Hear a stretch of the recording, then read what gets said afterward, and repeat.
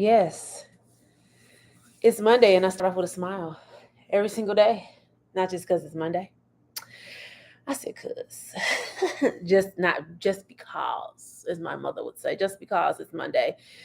Happy, magnificent, magical, marvelous, money making, motivational Monday to all of you. Hello to my YouTube, Facebook, Instagram. I know it's late. One of my mentor coach friends, I should say, Miss Allegra Jackson always tells me I go live too late. Hey, hey, hey, Queen, how are you? So, I get it in where I fit it in. So yeah, it's 9:30 Central, 10:30 Eastern. So here I am. I'm still gonna do what I do. So, I love doing my motivational Mondays. I have a whole journal book I've been operating in for the last 2 years of my motivational Mondays. So maybe I'll turn it into a book one day. Who knows? But I do, I do this because I'm so passionate about pouring into others, and then I pour into me. This is kind of like my therapy. So I really don't, mind if I have 1,000 people on, or 100 people on, one person on, 10 people on, whatever. If it's just zero people on, I'm still going to do my thing, and I'm still going to motivate myself, because it's the self, you know, uh, actuation. Look, I just made up a word. It's the self talk for me. That it's more powerful when you speak over yourself than it is for anybody else to speak over yourself. I mean, speak over you. So that's what I do. So my name is Toria Howard, and I'm originally from Detroit, Michigan. So what up, though, to all my Detroit people? I'm a real estate professional here in Memphis, Tennessee, but I'm a legacy builder. I show people and I coach people how to build a legacy by optimizing their personal profile so they can maximize their business profile or whatever it is they want to do, just to have better financial literacy. So I was educated for 15 years, so I love to educate. So I still do it to this day. Thinking about diving back in that thing, because I do love the kids. But, you know, we'll see what that calling is. So this is Motivational Monday. I've done Motivational Monday for almost 80 episodes now. So this is my most consistent lives that I've done. I used to go live every single day, but life be life and things be happening, things be transitioning, things be changing. So I haven't done every day for a while, ever since probably last year.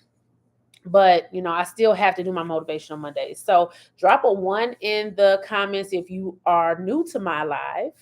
Drop a 2 if you have been here more than once, and drop a 3 if you've been here more than 3 times. So I would love to welcome you and say hi to you. So let's get into it, because I still have things to do, and I got to get up at 4 in the morning to get my day started. Yes, I start my day early. Yes, I start my day with God. I do all those things. And I still have to do a little bit. I have to do some reading before I go to bed tonight. So here we go. So hi, Radiance. Thank you. Is that Radiant? Does that say Radiant? Radiant C. Hi, thank you, Radiant C. I appreciate you. Hi, Renee. So let's get into it. So always in the right place at the right time. I know that sounds kind of crazy, kind of cliche-ish in a way.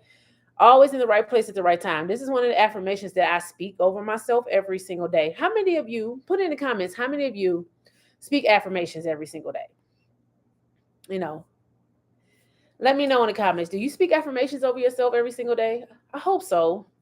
I hope you speak affirmations over yourself. Um, put some flames in the comments. If you speak affirmations over yourself, because you should. And I know, like, this new age thing. Thank you, Renee. Yes, thank you. I appreciate that. How does it make you feel when you say the words out loud? I know sometimes we think of them, we have them in our minds, we do those things. Thank you for your reactions, y'all.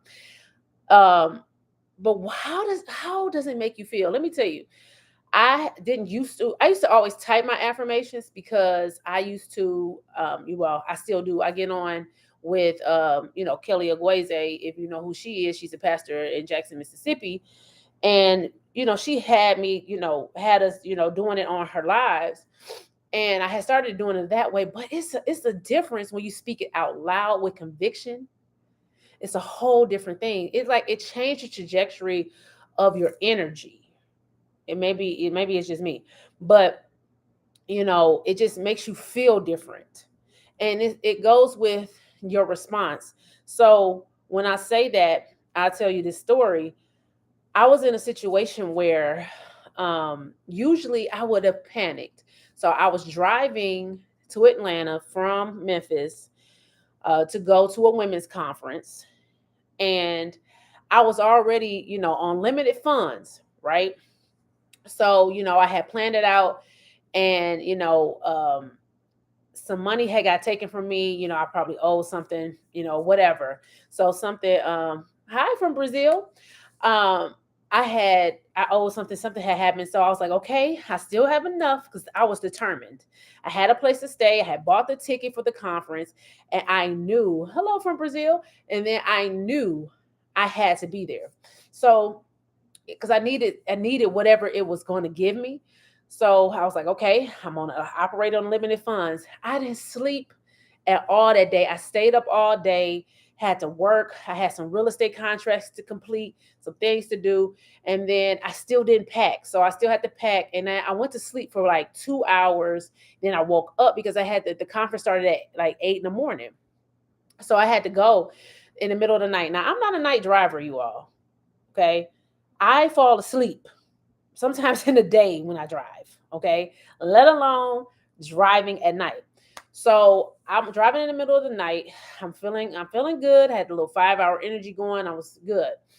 I'm like an hour outside of Atlanta, and I stopped to get a sandwich. And I'm going in there, it's like 4 in the morning, y'all. And when I tell you, I got to the end and I swiped that card and it said decline. I'm like, no, I have some money in there. So I went to my bank account, and Bank of America took all the rest of my money. I had no money in the middle of the night. I was hungry. And then that prior to that day, the day before, I really didn't eat. So I was starving. So anybody that's in the dark, 4 in the morning, no money, only a half a tank of gas. No, I had a little bit more than half a tank. Um, what would you have done? What would you have done in that situation? Because anybody else would have panicked, right? Would have went crazy, would have had, negative things to say. And all I did was I calmed myself and I said, God will provide.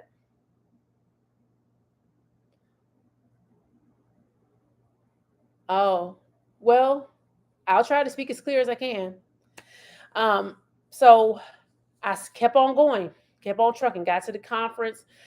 And I called Bank of America when they opened, and I'm asking them, like, why do you take my money? They was like, it was from an old account that you had that you owe. All right. They took the money, right? So then the lady had the nerve to say, well, you still owe us. They had left me with 98 cents, y'all. They left me with 98 cents. Then he had the nerve to say, oh, well, you still owe us 54 cents. So, you can pay that, later. I said, lady, you left 98 cents in my account. Just take the 54. What am I going to do with 98 cents? I can't buy anything. So I had like 40 cents in my account at that point, and I was at this conference in Atlanta. I didn't know how I was going to get home. I didn't know how I was going to eat. But what I did not care about was all of those things. I said, God, you got me. I'm here for a purpose, and I know that I need to be here. So I was there. At the time, I'm 5'10". Okay, let's put this in picture. Cindy Trim was the last, if you know who she is, Cindy Trim was the last speaker of the night for the conference that day. And she was, telling people about her mentorship program and all the things she had. And she said, who in here doesn't have any money? Now, any other time, people would have been embarrassed, right? I was sitting there like, what's she about to say? She's like, I'm gonna give you my books for free. At first, I was like, that self-defeating talk in me was like, nope, don't get up. You're gonna be embarrassed. These people are gonna talk about you, whatever. Now, mind you, I'm 5'10". I had on a glittery jacket. Okay. I stood up. Something just jolted me out my seat. I stood up. Why the light shine right down on me? Like bing, boom. I was like, but that, whatever. But the moral of the story was this: if I would have never stood up, none of those women in that conference would have known that I needed help, because I wouldn't have opened my mouth and I wouldn't have said anything because of my pride. But they helped me with gas. They bought my food. They encouraged me. They did all those things. And I had more than enough money to get back home. So I say that to say this: you're always in the right place at the right time, but it depends on your response to the situation. Because anybody in that situation would have panicked. And usually the old Toria would have been saying all this type of negative stuff. My life sucked. Why life gotta be like this? Nothing good happens to me. Why this happened? All these self-defeating talk, right? But in that moment, I had a revelation, and I just let God take over the situation. So yes, as you should know, I am a Christian woman. So I wanted to bring up some scriptures to bring this home for everybody. So um Ecclesiastes 3:1. Ecclesiastes is one of my favorite books of the Bible. Ecclesiastes also taught me 11:2. Also taught me that we should have seven, no, but eight streams of income. That's where it comes from. We all think that these wealthy people came up with that. Nope. It comes from Ecclesiastes 11:2. But Ecclesiastes 3:1 says that to everything there is a season, a time for every purpose under heaven, right? How I interpret that is, our lives have seasons. We know that. There's ebbs and flows, there's ups and downs. There are fun, sad, frustration, loss, etc. types of seasons. Now, if you are working in your purpose, sometimes these seasons happen rapidly, slowly, or all at the same time. I know I've had fun, sadness, frustration, loss, whatever else you can think of all at the same time. Your end will be determined by your response. How do you respond when your life goes up in those ebbs and flows? Do you feel like you still in the right place at the right time? No, you don't. I know you don't. Because it's difficult to see past your situation when you're in a difficult situation. You cannot, it's hard for you. We're human. It's hard for you to see past what's in front of you, right? Directly in front of you, to see what's, in your future. Maybe I'm wrong. But it's just hard to do because we're human, and we tend to react to the situation right there at hand. I know I'm impulsive. I react to my emotions all the time. And I've learned not to do that because I've made irrational decisions because of that. So it's all in your response when it comes to situations, to the ebbs and flows of life. And like we say, life be lifing, and we know it's gonna life.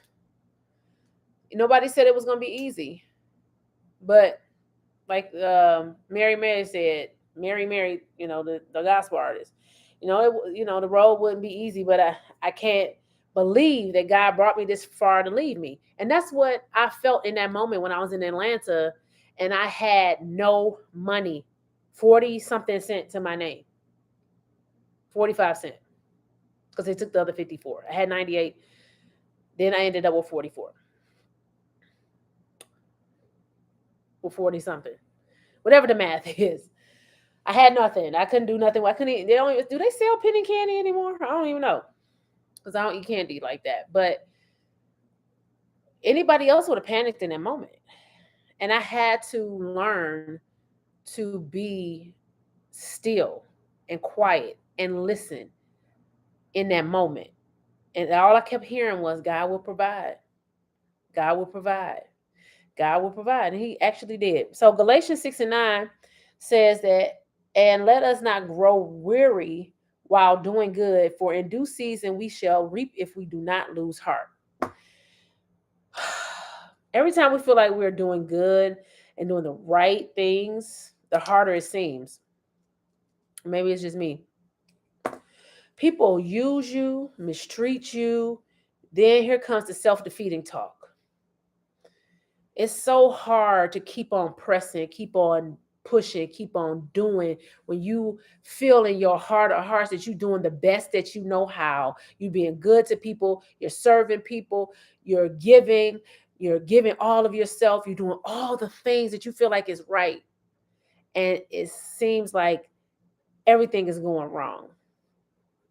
I know. I know the feeling.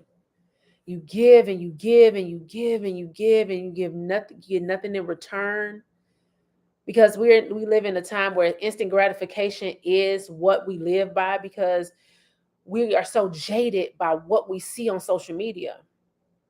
We're so jaded by, you know, the things that we see people, because people lifestyles. Listen, I be seeing it with one of my favorite cars is the Ferrari. Okay. And when I see a Ferrari or I see a beautiful home, and people know that, because I love to vacation. Okay. I want to go to Corsica, France. It's one of my top destinations. And I want to do the Saint Tropez and South Italy, all of that. I love to travel and all that. When you see people traveling and having fun and doing those things, we like, man, why can I not do that? Why is that not me? Why am I still struggling? Why am I still right here? And you see all these other people act like they're flourishing, they're doing well, they're doing good, they're doing all the things you want to do. It's not your season. And it's all in your response in that season as how quickly you get there. Case in point, I love the story, and Coach Ariana brought it up too. And I didn't tell her this, but one of my favorite stories of the Bible, analyzing it, is the children of Israel when they were in the wilderness. All they had to be there was 40 days, but they stayed there for 40 years because of their complaining, their distrusting God, their being unappreciative. God provided for them every single day. It might not have been what they thought it should be, but He provided for them every single day. And all He was going to do is be 40 days, and it ended up being 40 years because of their response. So what is your response in your situation? Are you going to let it last for the 40 days, or is it going to last for the 40 years because of your response? And that is one of the things that I take from that story. Like, if they would have just been appreciative. And I'm trying to figure out, maybe it's just me, but the children of Israel, when they was going through all of this, I'm like, didn't you just see that God parted the Red Sea? I was confused, because if I saw a big old sea just part ways and I was able to go through it, and the other people, perished behind me, I don't think I would have been complaining. I would have been like, hey, y'all, look, listen, you remember? But they forgot, because when it got hard, it got tough. They forgot all about that. They forgot all about it. And that's what happens as human beings. When it gets hard, it gets tough, it gets rough, we forget about the blessings, the miracles, that the little ones that have happened to us, because we're wanting the big grandiose things. The things that we see, the things that we have on our vision boards, the things that we imagine in our minds, the things that we talk about, the things that are glorified in society as success. We want all those things. And I'm not judging nobody. I'm not a preacher or whatever. I am a Christian woman who, tries her best to, relate and follow Christian principles. Am I perfect? No, I'm not. Do I want all those things I see? The vacations, the cars, the houses and all of that? Definitely. Don't I want a multi-million-dollar real estate empire? I will have one. I want all those things. But what is my response? What is my work? What am I doing that is keeping me from moving in the right direction? Let's talk about it. Ecclesiastes 3:6 says, a time to gain, a time to lose, a time to keep, and a time to throw away. A lot of times, we don't know how to celebrate our wins, the small ones.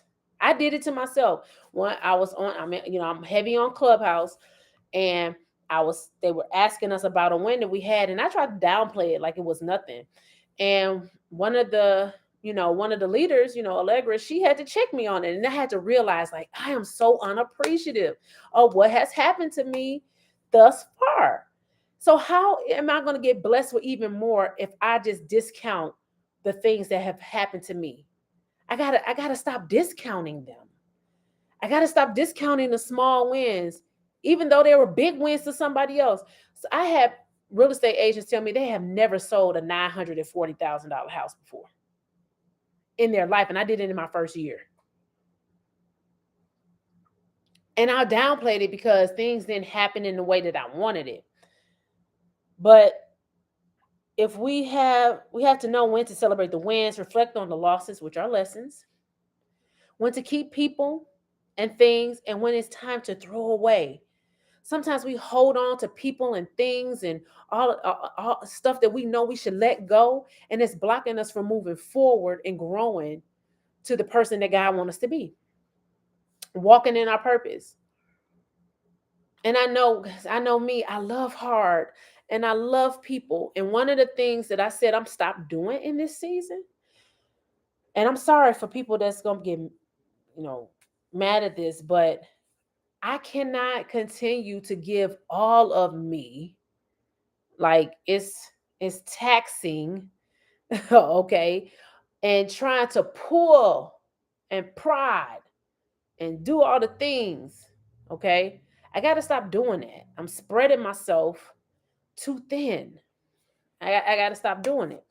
So you have to just learn how to let some of those things that is self-sabotaging, you have to let it go. I had to do that, being disobedient, not listening, not doing the actual work, the work that I know I'm supposed to be doing, compartmentalizing, doing all these different things to myself, and then want to turn around and who am I gonna blame? I can't blame nobody.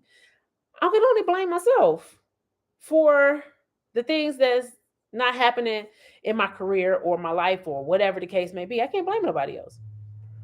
So we have to let go of those self-sabotaging things, people who don't serve and grow you, you know, all of those things, right? I know I'm a servant. I love helping people. I love serving people. But I mean, I've been told so many times, like, Tori, you do a lot of stuff for free.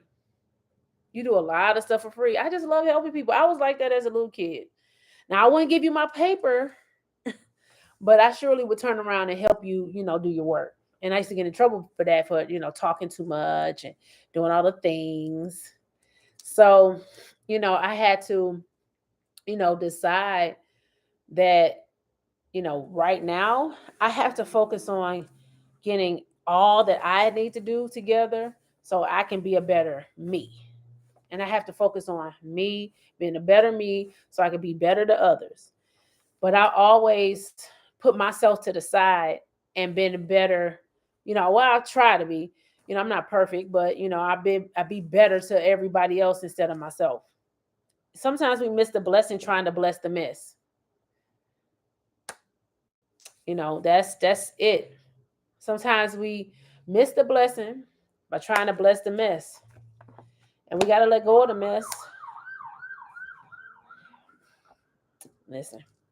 Gotta let go of the mess and stop trying to turn it into success. That's the thing.